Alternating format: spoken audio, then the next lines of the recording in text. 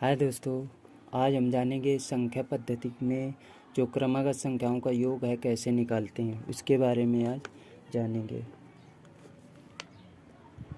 क्रमागत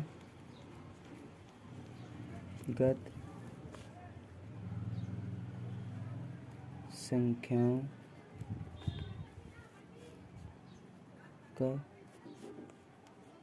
योग ज्ञात करना,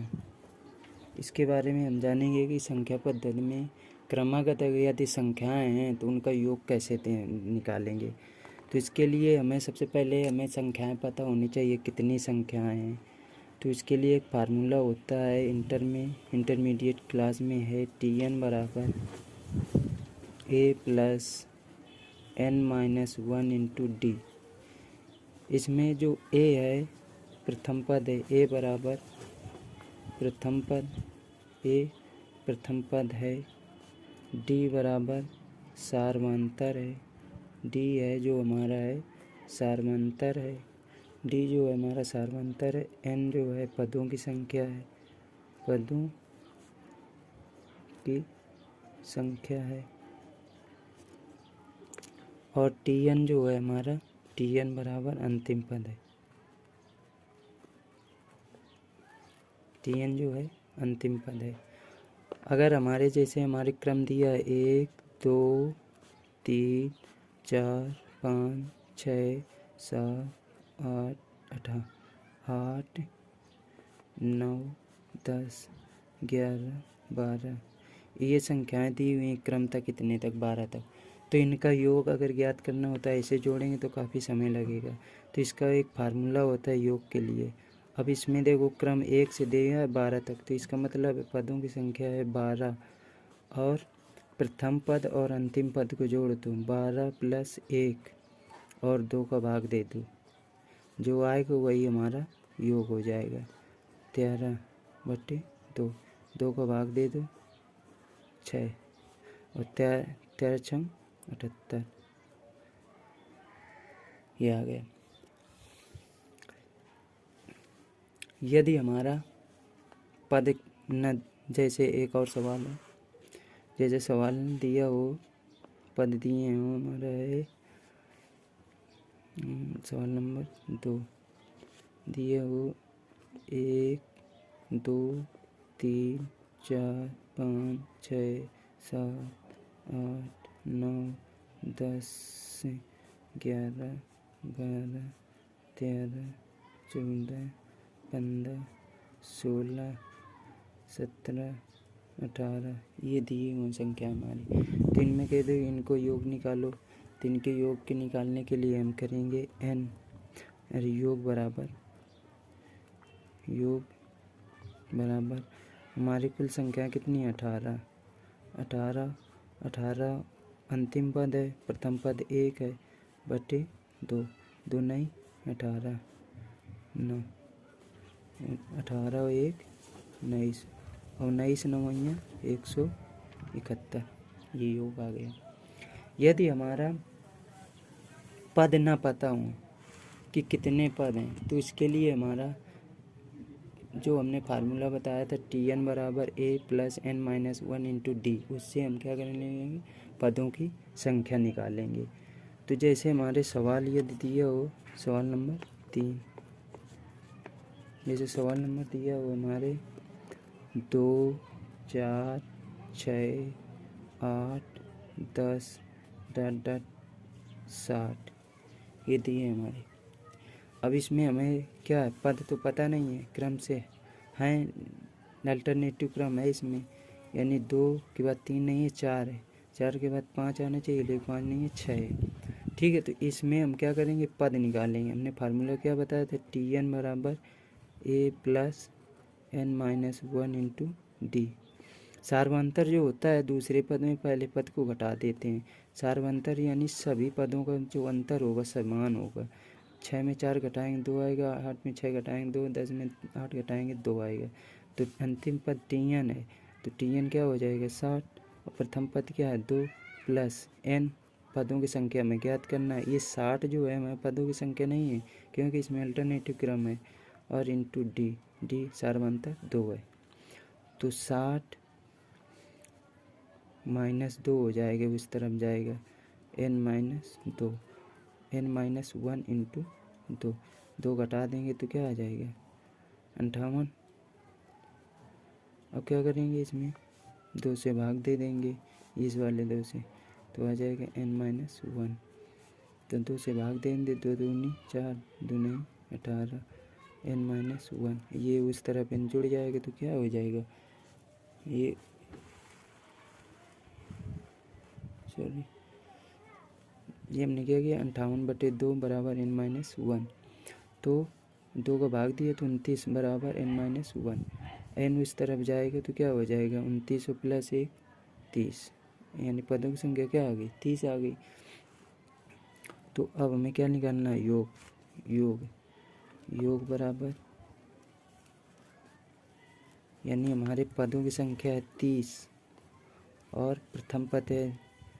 2, अंतिम पद है 60/2,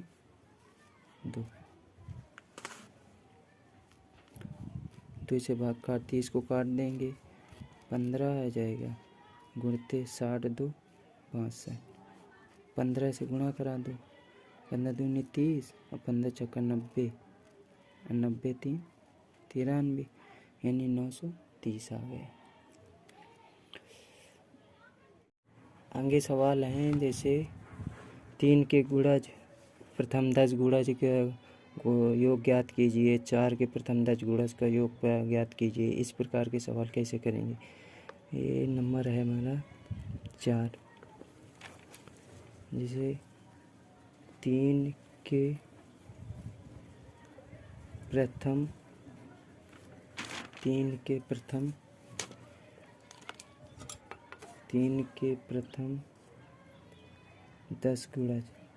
10 गुणज का योग,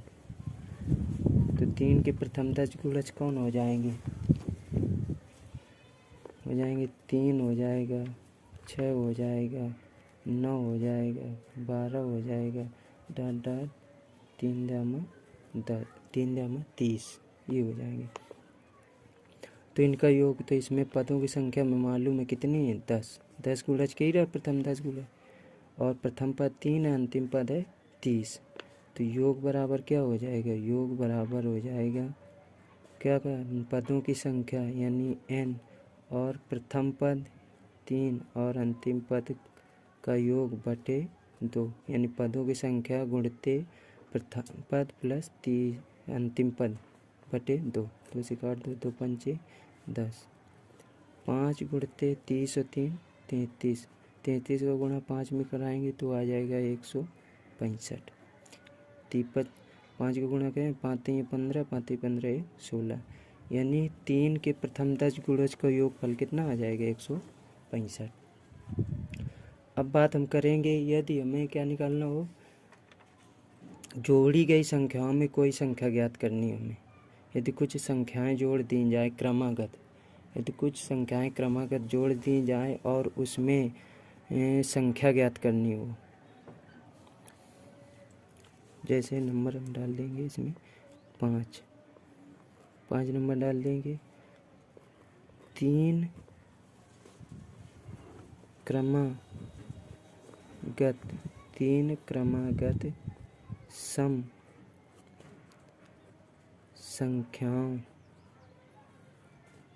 संख्याओं का योग 24 है। 3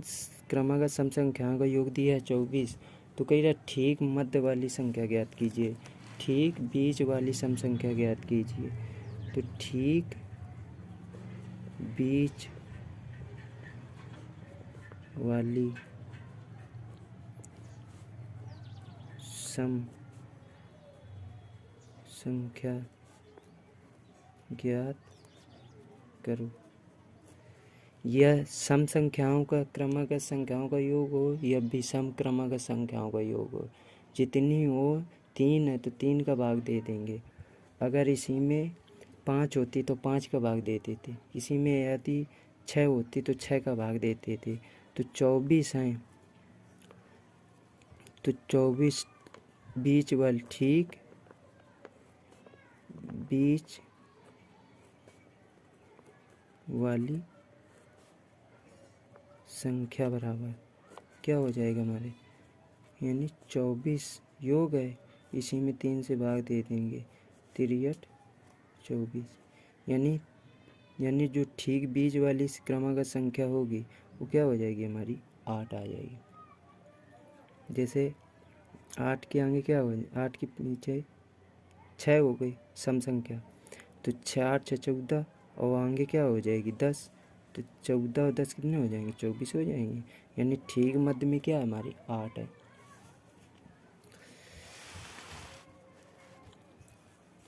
अब यदि 5 क्रमागत संख्याओं का योग दिया, 5 क्रमागत सम संख्याओं का योग है 80, तो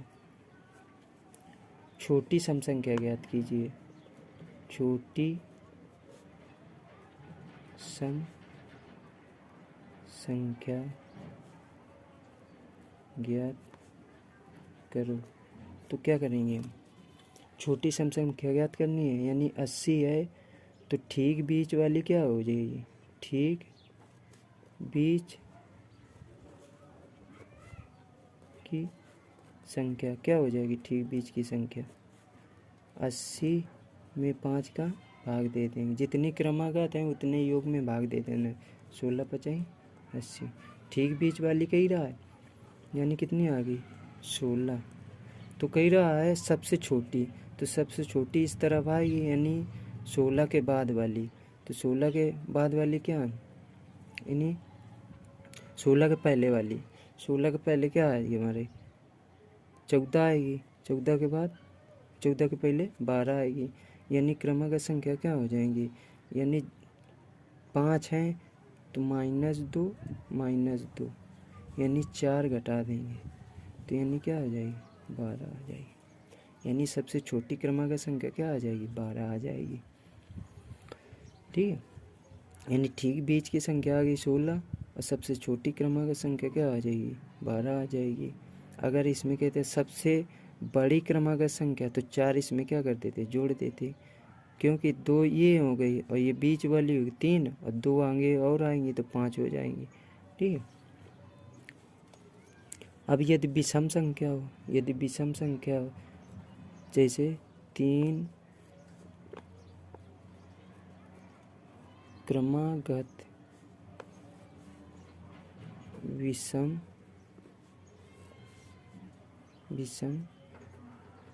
संख्याओं का योग है हमारा 51, तो कह रहा ठीक बीच वाली, ठीक मध्य की संख्या, ठीक मध्य की संख्या ज्ञात करो। तो हम क्या करेंगे, 51 में 3 क्रमागत संख्या है तो 3 का क्या करेंगे 51 में भाग दे देंगे, यानी मध्य की संख्या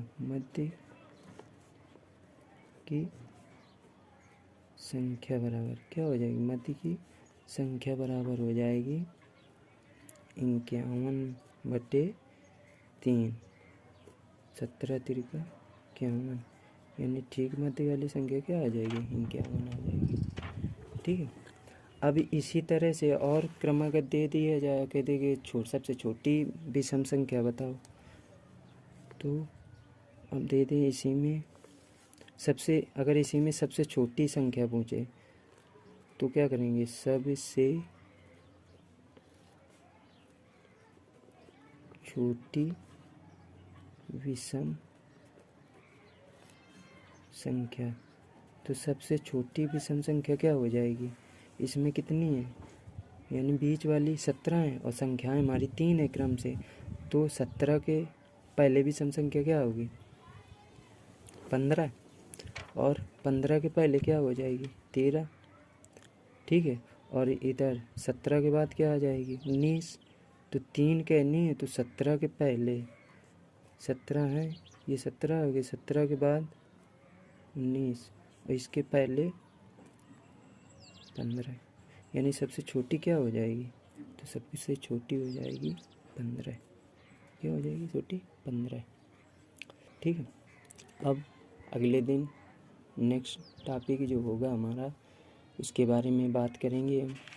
यानी संख्याओं के वर्गों का योग और संख्याओं के घनों का योग कैसे निकालते हैं, इसके बारे में हम जानेंगे।